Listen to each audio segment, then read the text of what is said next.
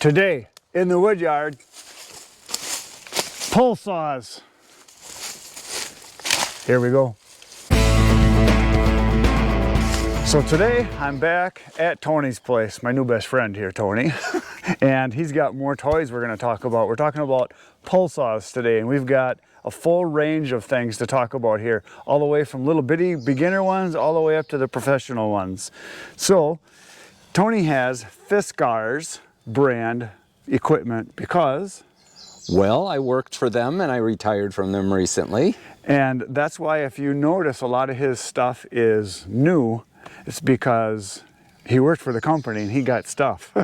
Yep, we always got samples to try out so that we knew what we were trying to sell. And because you were in the industry, when you were at trade shows, you would get other stuff. Correct. So you have a lot of stuff, more than the average guy. More than the average guy. That's why we're here, because he's got the stuff. So today we're going to talk about pole saws and hand saws and things like that that you can use in the woods to do trimming, you know, before you're doing a job, cutting a tree down, or just trimming, you know, shooting lanes for hunting, or if you're going to do paths through your woods, whatever you're going to do. He's got all kinds of things we're going to talk about. So tell me what you know. Well, Chris, we're going to start off from the smallest one. This is kind of the homeowner saw. Nice because it's 36 inches collapsed, but it does have a saw head that you can retract and clip in. And there's different positions on the back here that you can put it in so that you have more of a hook angle on here. So it does lock in. Yeah, it does lock in. There's a little pin that locks it in. And then the nut, yep. Exactly. And this model is price-wise, is kind of like an entry point? This is probably in the area of about $35. Okay, so it's very reasonable. Yeah, but it's a push so that when you lock it in, there's two different settings on here, and same thing here. So now you've got, it's about so you have 8 feet. 8 feet, yeah. Exactly. That's what it looks like. Nice. So depending on your height plus this, you can get up to, you know, 15 feet or so. And it's oval shaped. Correct. So and there's a reason for that. And that is? Ergonomics. You can hold an oval a lot better than you can a round tube. Right, and the thing that we had talked about on one of the other videos we did with axes is that, or the pickaroons we were talking about, the log-right pickaroon is round. Correct. And it's got the foam grip, which is really nice, but one of the drawbacks is you don't know exactly where your tip is, whereas when you grab something that is formed oval, like a traditional axe handle that has the fawn's foot or the flare on the back, on the butt, you know that you're lined up appropriately. Exactly. So that's what... Almost like a hockey stick. You know where your thumb goes on it. Right, exactly. Cool. Yeah. So this one is a real nice entry level. It's convenient, very nice for storage. The hunting industry really likes this one as well, because if you're trimming branches for your shooting lanes, this is a real nice one. Or if you're on your tree stand and you have to get 8 feet to the next, it works out real good. Right, yeah, it's nice. Okay, Chris, we're gonna step up to, this is Fiskars' 16-foot pole saw. There's a 14-foot and a 12-foot, but they all have the similar attributes as this one does. Several years ago, Fiskars redesigned their tree pruning lineup, and there were many problems associated with old pole saws. One of them was the round handle. That wasn't, our engineers found out that it wasn't as comfortable as the oval. Plus, this feels better, and you can pull down a lot easier with this one too. And this is fiberglass. This is fiberglass, then it's correct. aluminum shafts. Fiberglass and aluminum, yeah. Okay. This one is 16 feet. This one extends to 16 feet. Some of the other biggest problems when you're doing pole saw is the mechanisms that hold the shafts together loosen up. So when you're pulling, it was really bad. So they designed a double locking system. Basically, you unlock that. So it's locking right here. It's locking in two positions, and it's very stout. Right, that's huge, because I've used a lot of different saws, pole saws over the years, and when you get one point, and as you're cutting, you've got that flex, and eventually it gets looser and looser and looser. Well, you mentioned a good point, that flex. When you've extended this to 16 feet and you're up in the air and you're trying to saw, you definitely get an arch or a flex in it. Yeah. And a lot of problems there, especially pulling out. Right, right. And a lot of people think just because it's oval, you're not going to get the flex, or like the one we're going to show later on the I-beam construction one, you're going to get flex regardless. No matter what, yes. And it's just how much. Right. Like a lot of people think, you know, a tree, well, trees are solid. No, if you watch in the wind, especially on video, how much a tree flexes and moves. Even a giant tree, they move a lot. So everything that's...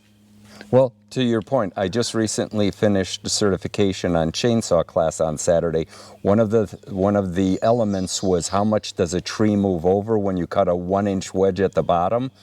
It's feet. Unbelievable. Yeah. It's feet. Yes, exactly. 1 inch to 3, 6, 8 feet. Right. It's amazing how much that is. Yeah. But anyways, the other thing, advantages of these pole saws are being able to trim up to about an inch branch. Now that's pushing it, but with this, all you do is you pull the rope and it trims the tree. So that's another advantage that you have there.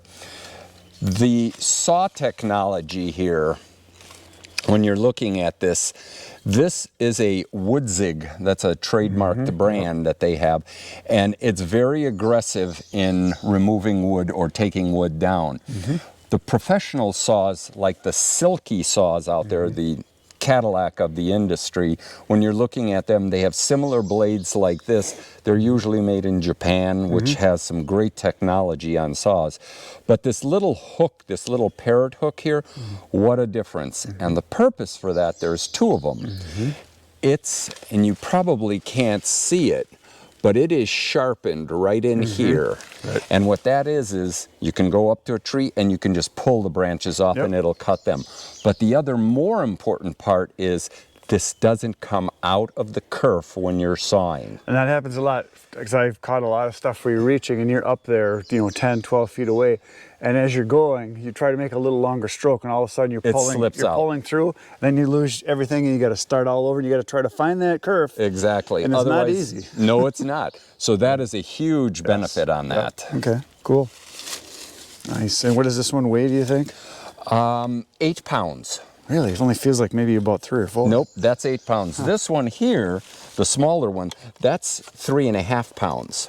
Yeah, see, this feels heavy. It does, yeah. Compared to this. Based on specs, that's what it is. Really? Feel the difference there. Oh, yeah. They feel about equal. Yeah, but that is 8 pounds. Very nice. And what does this one run cost-wise for the Fiskars? About retail MSRP is under 100. Oh, but that's not bad. the farm stores are selling them for like $70. Nice, nice. So what do we have next? Well, this is now a commercial type application. Linemen doing electric work and everything around that have to prune without power pruners or without gas operated pruners. Glenn Campbell. Like, The lineman for the county. Oh my gosh, you had to pull that one out. Oh, God. Anyways, these are fantastic. Now, these are round, unlike the Fiskar. These have been around forever, but the tradesmen really like this. It's fiberglass. It's very stiff. These poles here, you can put different accessories on this. So you set that in there. And fiberglass is because of working around power lines. Electric, yes. But this is one of the accessories that would come on here, and basically there is a screw over there that you just put that on top of it. This is a higher end type of unit with a chain drive. So it's much heavier duty. The springs in here are extra heavy duty, and it'll also cut about a 3/4 of an inch. So does that cuts up, whereas the other one cut down? Correct. These are the different manufacturers. Sure. But the other advantage on these two is the ease in which you join these together. They just snap right in. Nice. And 3 sections, so you can get 18 feet tall. Right. And So do you want to put this one on? I can, but your viewers won't see it. Well, I can back the camera up. So this one goes where then? Okay, that This one, end. you have to take that part out. Got it. And then And that goes that there. would...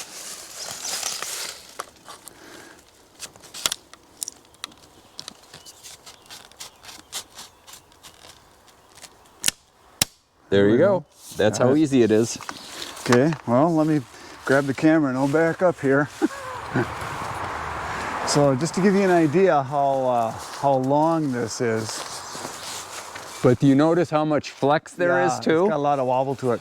But once you get in and you're cutting, Right, you can cut. once you get the blade in, Right, right. so we're looking at 18 feet here. Plus your height, you're probably reaching right now, you're at about 5 foot with your bottom hand. Exactly. So you're 20 some feet there. That's it. Nice.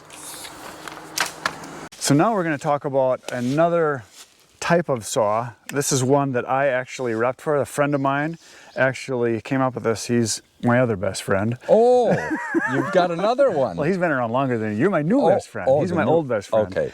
And his name is, last name is Hoyman. He developed the Hoymen Saw. He has since sold the company, but he came up with this when we were hunting together at his cabin. Oh, had to be 10 years ago or so at least. And he wanted to cut a branch he couldn't reach to break it off. And he just thought, you know, we got to come up with something that's small and compact that we can reach out and cut with. And the first things we had tried were like a piece of aluminum pole that, you know, some other manufacturers had, but it didn't really fold on. And this is where he came up with this idea, was this little 5-footer that he's got here.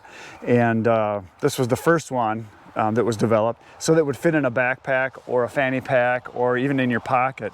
And it extends, and the reason why he came up with it is he wanted something that wouldn't flex. And this has an I-beam construction, so you get less, it's definitely more rigid and stiff on the backside. So this is just, it comes apart in sections. It doesn't come apart, it extends in sections. And then your saw is attached on the back here, and I have pink tape on mine because if you drop it in the woods, they're really hard to find. So that's why I put it on there, just like all my other stuff. And then everything locks. So this is an actual 5-foot version, and you can cut very nice with it. It reaches up, and you can, with your height, if you can reach 7 feet plus the 5 foot, you've got about a 12-foot reach on it. And it is very nice and small and compact. And he also has a really nice aggressive tooth for cutting. And again, I put the pink tape on because a lot of times if I'm up in a tree making a stand where I'm cutting branches and I throw the saw down so I can climb down so I can use both my hands, a lot of times it would land down in the, you know, the leaves on the ground and you can't find them, so I put the pink tape on. So that's that makes sense. When this came out, I know it revolutionized the hunting industry. You couldn't keep these in stock. At trade shows, these were selling out like cookies. I mean, it was just that much of a need in our industry. Right, and yeah, they were the first to market on this. Then there's been other ones since then, but this was the original. And the reason why I know a lot about it is I actually sold these, like you did. But I sold to consumers. They did the trade shows for the business to business, and I did shows. I went to all the hunting shows, and I face to face, belly to belly. Yeah, I sold thousands of these. Oh, I can imagine. And I did it just kind of on the side on weekends going to shows, and some of the big ones. I did the Eastern Sports Show, I did Ohio, I did Indiana, Michigan, Wisconsin, Iowa. I went everywhere. And yeah, they were a lot of nice people out there. Oh, a lot of nice people, yep. And then this was the original one, and then Tony's holding the 10-footer here, and this one is the same thing, it's just a little longer, works the same way. It's got a button system so you can lock your saw, so you can use this independently, and it just locks right in on the tip here, and it extends the same way. It's just that it's much longer. And when I was selling the 5-footer, I told Bill and his son that were running the company that they needed a 10-footer, and so they came out with a 10-footer. I think it's like 9 feet 10 inches or something like that, but it is much longer, and it's lighter. I mean, it's light compared to some of the other saws. Oh, when you look at this saw, or when you look at the Fiskars version, I mean, this is heavy. Yeah. And this only weighs supposedly 3.5 pounds or so. Right. But this one feels feather light, and it's very stiff because of this I-beam construction. Right, yeah. So for the hunting industry, it's just great. And since then, they've sold the company, and now somebody else owns it. And now they've got battery-powered saws. They're into the home and garden industry now. They make shovels. They make all kinds of different products now. So this was the one that I was familiar with because I sold it, and I used it a lot. Everybody that I met that was friends of mine, they all wanted one. Every fall, you were the best. You were everyone's best friend then. But every fall, you use it. You have to trim your shooting lanes or getting to your stand or whatever. So these are invaluable. Yeah, they work great. Okay, so now we're going to talk about little hand pull saws. Well, naturally, for those who don't need a pole saw but want to do some quick trimming, there's nothing like a hand saw, regardless of, there's so many different varieties out there. This happens to be the Fiskars Pro Saw, and it is in competition with the Hoymen little saw. Or the Silky. Or the Silky, yes, exactly. That's the big one. Very aggressive teeth, very comfortable when you pick that up. It has that dimple technology on here. And it's got the flare on the back. It has the flared butt, which all guys like flared butts. Guys like the flared butts. Exactly. Yeah, very nice. And it cuts very well. That's nice. Excellent. What is the price point on this one? Just under $40. Nice, nice. You know, you get what you pay for on this. And pretty much with any hand. Regardless of anything, when you're looking at all this, the ergonomics are great. It's all in the blade. Yep, it's all in the blade. The aggressive teeth that you get on that's what makes the difference, and your job a lot easier. Right. You go from something like that to something like this. This is a little bit more precision when you look at the teeth on that, but this is very good if you're pruning your apple trees or shooting lanes as well. And it's it's a pistol grip. Right.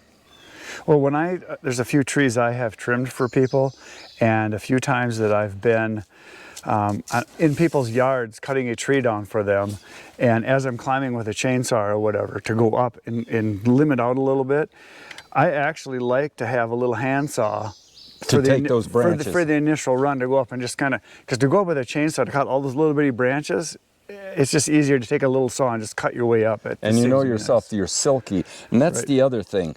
It's nice to have a protected blade like this one. This is a little bit more cumbersome, and most people lose these. But all the Silkies come with a sheath that you put in, a scabbard. And that is really nice because you're not jabbing yourself or losing. What I like about these folding ones is you literally can operate them almost all the time with one hand. And a lot of times I'm hanging on with the other hand, so you can do this, fold it down into the closed position, except I whipped it so hard, like this. And then obviously it fits in a pocket. A lot of times I wear knee-high rubber boots when I'm hunting, and I shove it into my boot. I do that all the time. That's a great idea. It's out of the way, and it's not sticking out of my pockets, but they're so handy. You must have watched Last of the Mohegans, huh? I did, but I don't reserve a part in there. He had a knife. Exactly. He has it in his little moccasin. Okay, so then you've got a couple other ones This here. is just, different variations. This one's a more precise blade, still has very aggressive teeth. Japanese technology on saws is phenomenal. They've captured the market on it. North America has come up with good saws as well, but the Japanese seem to have the market on this type of saw. And the difference in technology versus Japanese is a pull saw, whereas North America, ours is a push saw. So it's just the difference in types. And then this one here is a little different. Different variation, yes. It's got a little thing.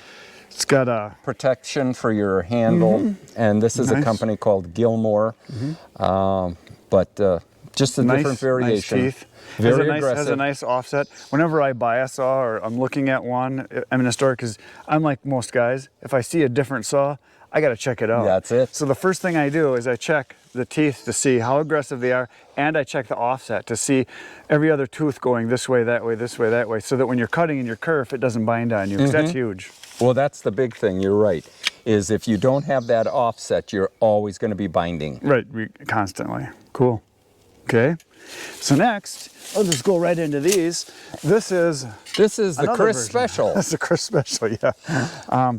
When I go to make a deer stand, or a lot of times in the woods, if I'm gonna, you know, not want to carry a chainsaw, I take a bow saw quite often, and I use it in the wood yard. I actually have 2 of these for when I have to cut a piece of wood for a brace or something, because it's faster to grab that because I keep it out there all the time. Cut the board real quick, nail it on if I'm making end pieces on my pallets or whatever I'm doing.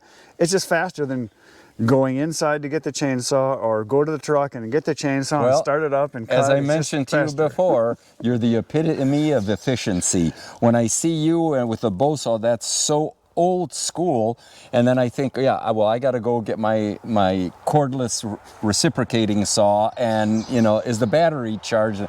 And by the time I think about it, you're already finished with your project. Yeah, it's just faster. Yeah, time is, I always tell people, when people say, oh, why are you using all that old school stuff? Because it's faster than some of the new stuff. That's true. And I can make more money, but I can't make more time. Good point. So I always look to see what's the fastest. Mm-hmm.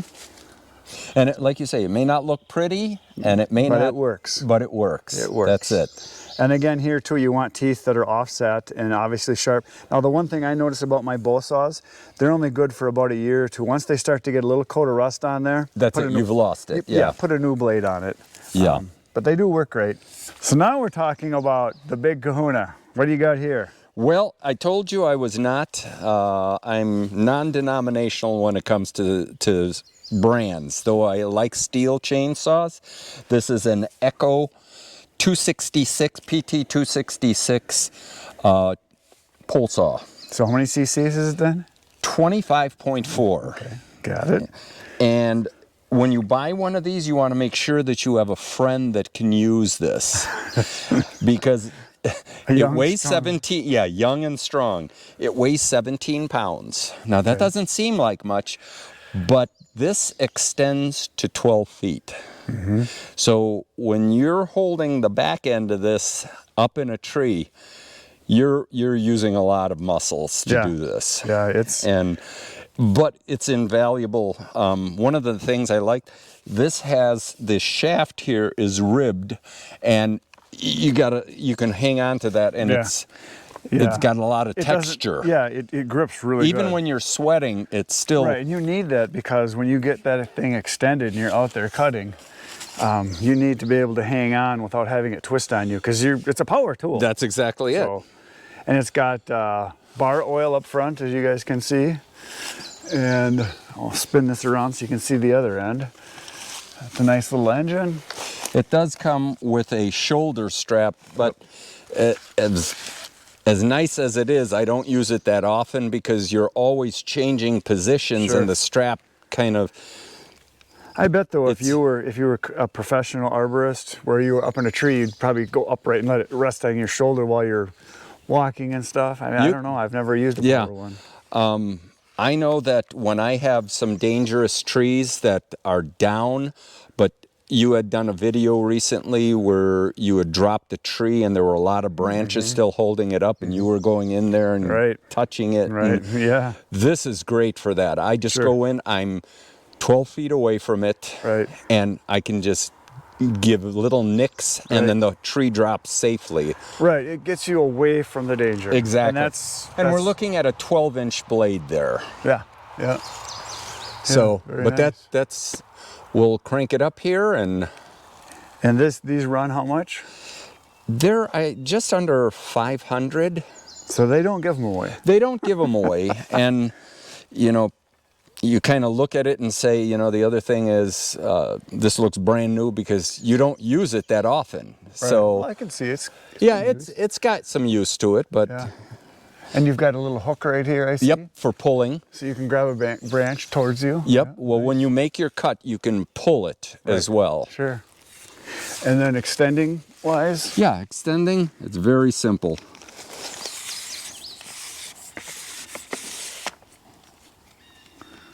Wow. Yeah, that's substantial.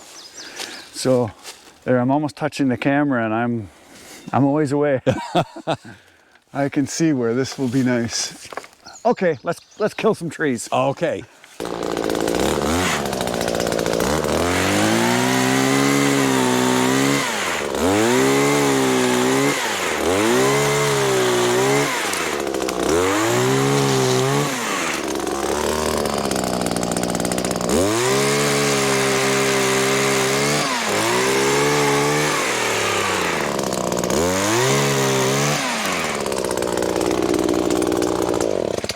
Chris, you're having too much fun.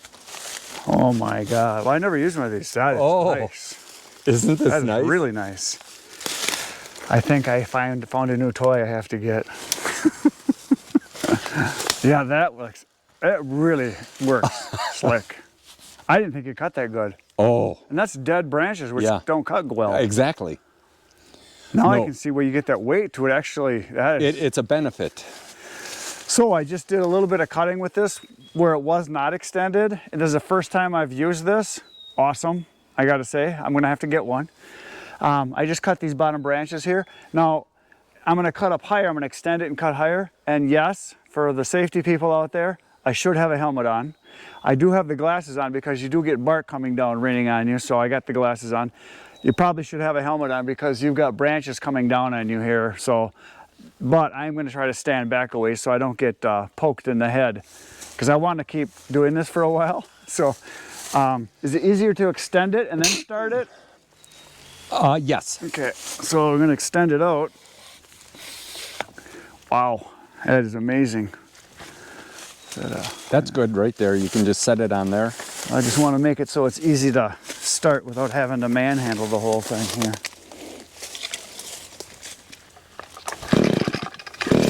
You gotta turn the... Oh, yep. You forgot to put the on off.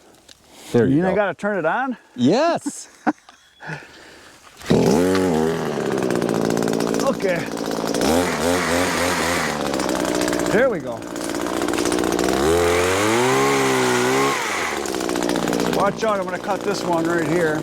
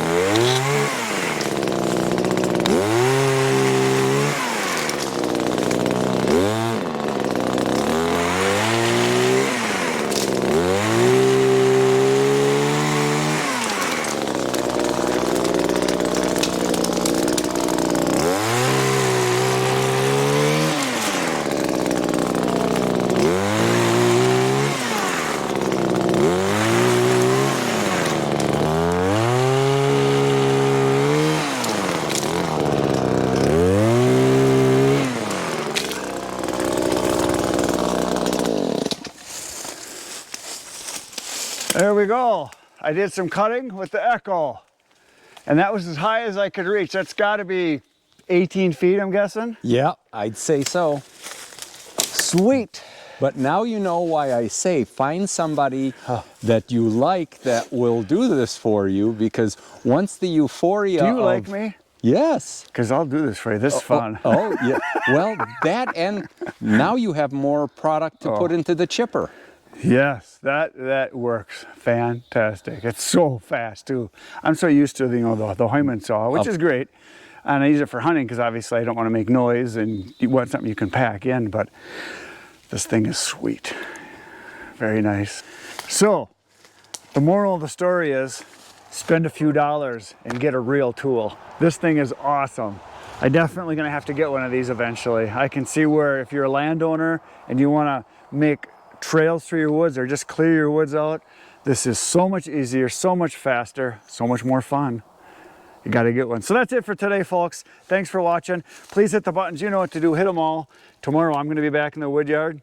You should come along too. It'll be fun. Between now and then, get outside, get cutting. Good night, Irene.